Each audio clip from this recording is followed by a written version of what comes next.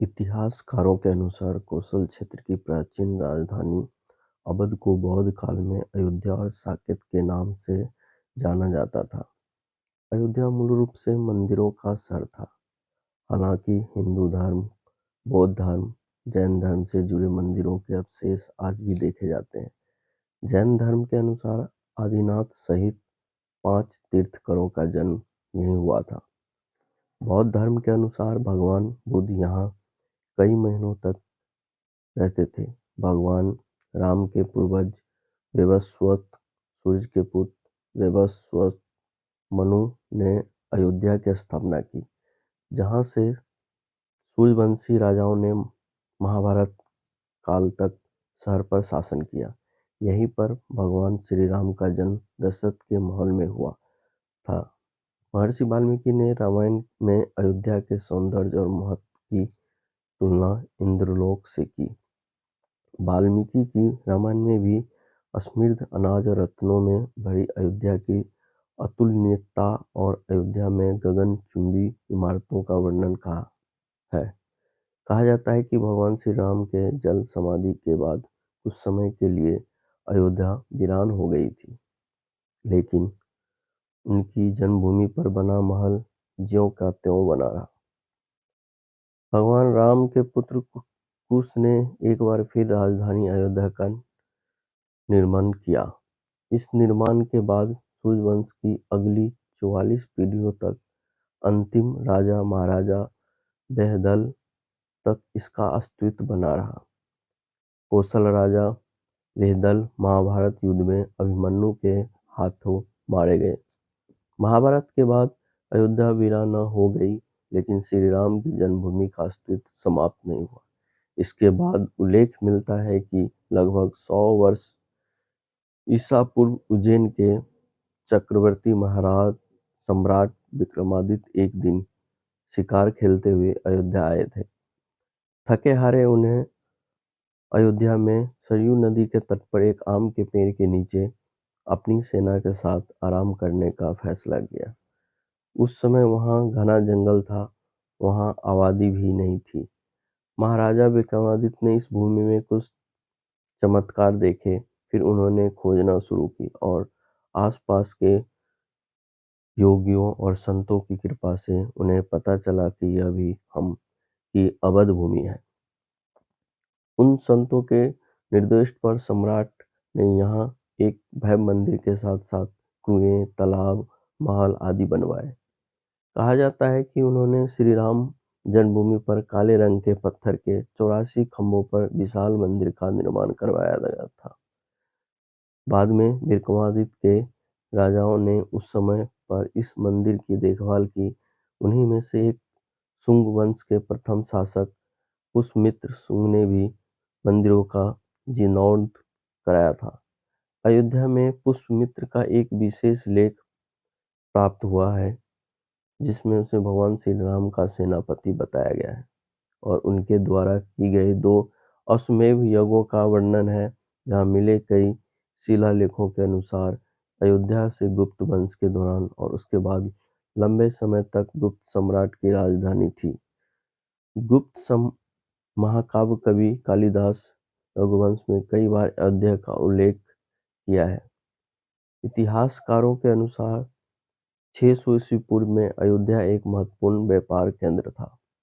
इस स्थल को 5वीं शताब्दी ईसा पूर्व में अंतर्राष्ट्रीय स्तर पर पहचान मिली, जब यह एक प्रमुख बौद्ध के रूप में विकसित हुआ।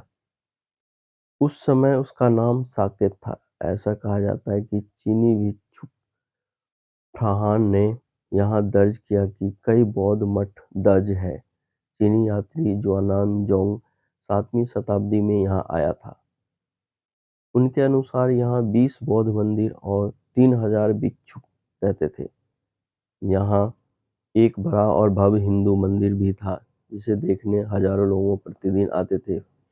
फिर 11वीं सदी में कनौज के राजा जयचंद्र आए। उन्होंने मंदिर पर सम्राट विक्रमादित्य की स्तुति में एक शिलालेख खुदवाया और उनका नाम लिखा। पानीपत की लड़ाई के बाद जयचंद का भी अंत हुआ।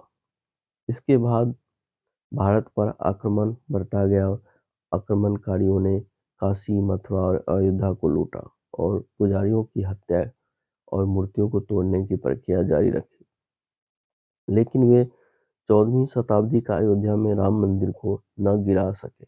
विभिन्न आक्रमणों के बाद भी श्री राम जन्मभूमि पर बना भव्य मंदिर 14वीं शताब्दी तक तमाम परेशानियों से बचा रहा।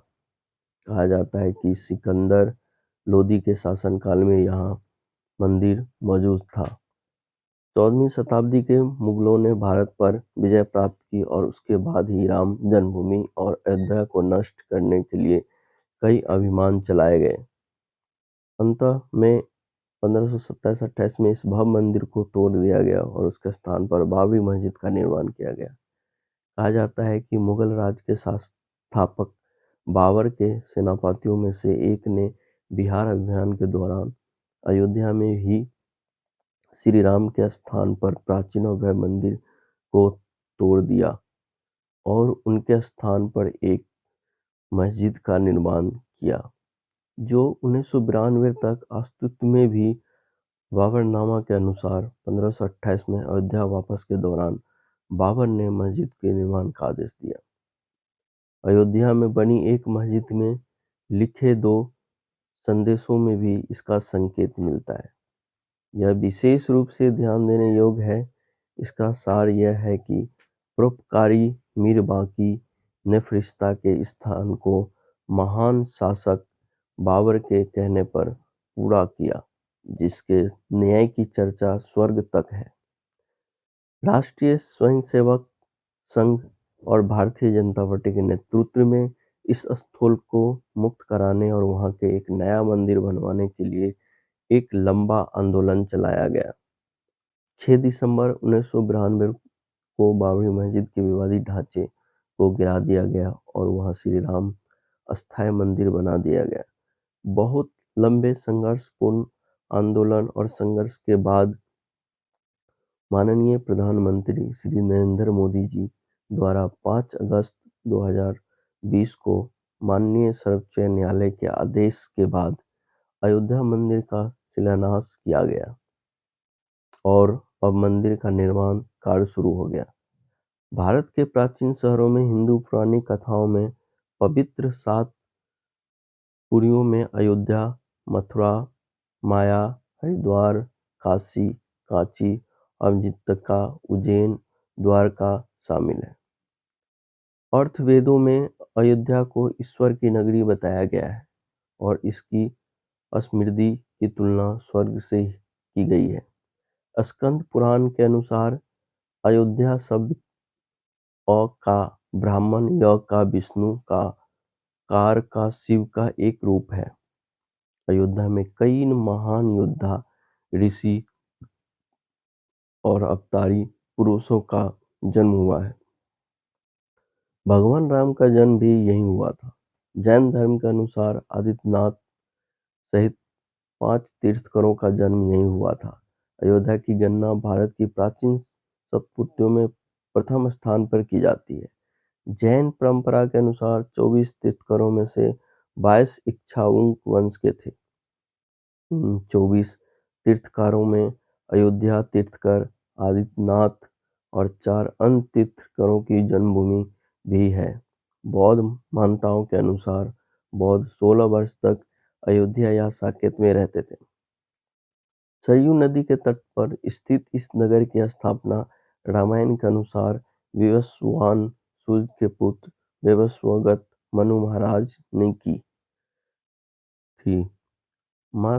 मथुरा इतिहासों के अनुसार वैवस्वत मनु का राज लगभग 66,073 ईसा पूर्व था। ऋषि कश्यप का जन्म ब्रह्मा जी के पुत्र मरीचि से हुआ था। कश्यपति व्यासवन और विश्वावन के पुत्र वैवस्वत मनु। वैवस्वत मनु के 10 पुत्र ईला, इक्ष्वाकु, कुरनल, अरिष्ट, गिरिष्ट, नरिष्ट, खरुष, महाबली, सैती और प्रजाधा। यह केवल इक्ष्वाकु वंश का तक फैला हुआ था। इक्ष्वाकु वंश ने कई महान राजा, संत, हरिसंत और देवताओं पैदा किए हैं।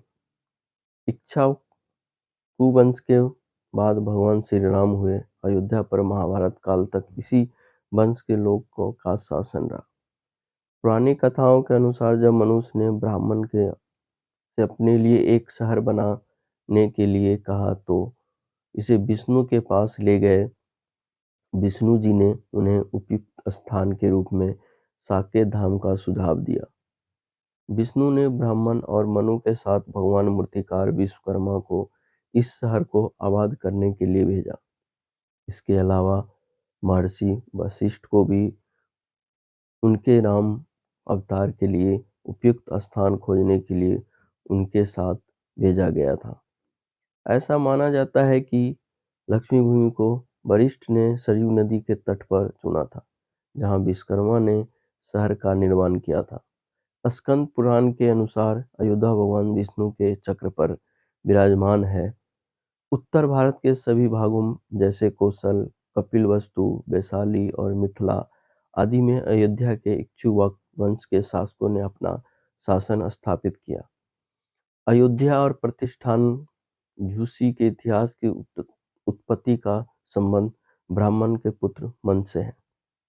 जिस प्रकार प्रतिष्ठानपुर की स्थापना और यहाँ के चंद्रवंशी शासक मनु पुत्र मनु से जुड़े हैं, वो शिव के श्राप से इला बनने के थे। उसी प्रकार अयोध्या और उसके सूर्य वंश की शुरुआत मनु के पुत्र इक्ष्वाकु से हुई। भगवान श्री राम के बाद लव ने श्रावस्ती को बसाया और अगले 800 वर्ष तक स्वतंत्र रूप से उल्लेख किया गया। कहा जाता है कि भगवान राम के पुत्र कुश ने एक बार फिर राजधानी अयोध्या का निर्माण किया। उसके बाद यह सूर्य वंश की अगली 44 पीढ़ियों तक अस्तित्व में रहा।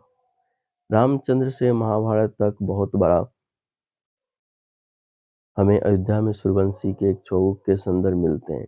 इस वंश के वीर दत्त को महाभारत के युद्ध में अभिमन्यु को मार डाला था।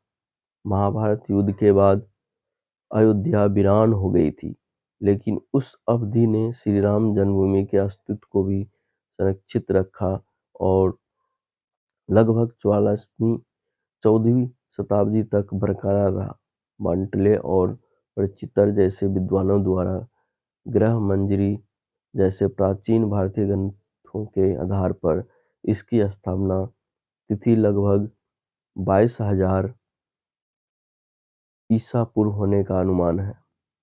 इस वंश में राजा रामचंद्र जी के पिता दशरथ 30वें शासक थे। वे दत्त के बाद कई काल तक यह शहर मगध के कुछ कनौज शासकों के अधीन रहा। अंत में यह महजूद गजनी के भतीजे सैद सलाह ने तुर्क शासन की स्थापना की। वह 1033 ईस्वी में वह रायचा में मारा गया। फिर तैमूर के बाद जब जौन में शक साम्राज्य की स्थापना हुई तो अयोध्या चाणक्यों के शासन में आ गई। विशेष रूप से 1440 ईस्वी में शक शासक मुहम्मद शासक के शासनकाल में बाबर ने 5226 ईस्वी में मुगल साम्राज्य की स्थापना की और उसके सेनापतियों ने 1528 में एक मस्जिद बनाने के लिए यह हमला किया, जिसे 1992 में मंदिर मस्जिद विवादों के कारण राम जन्मभूमि आंदोलन के दौरान ध्वस्त कर दिया गया था। यह स्थान रामदत्त हनुमान के उपासक भगवान राम की जन्मभूमि है। राम एक ऐतिहासिक किंवदंती थे और उनके प्राण है। शोध बताते हैं कि भगवान राम का जन्म 5114 ईस्वी पूर्व चैत मास की नवमी तिथि को हुआ था। इसीलिए इस दिन को रामनवमी के रूप में मनाया जाता है।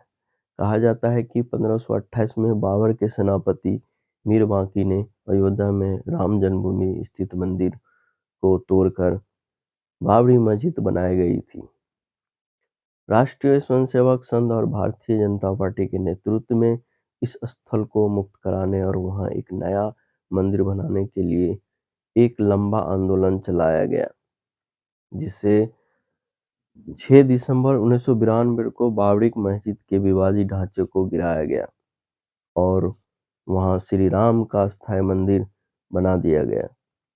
जैसे कि आप सबको पता है 22 जनवरी 2024 को श्री राम जी विराजमान होंगे। राम भक्त हैं तो जय श्री राम ज़रूर बोलें। दोस्तों, वीडियो कैसी लगी कमेंट्स में ज़रूर बताएं। साथ ही वीडियो को लाइक शेयर ज़रूर करें।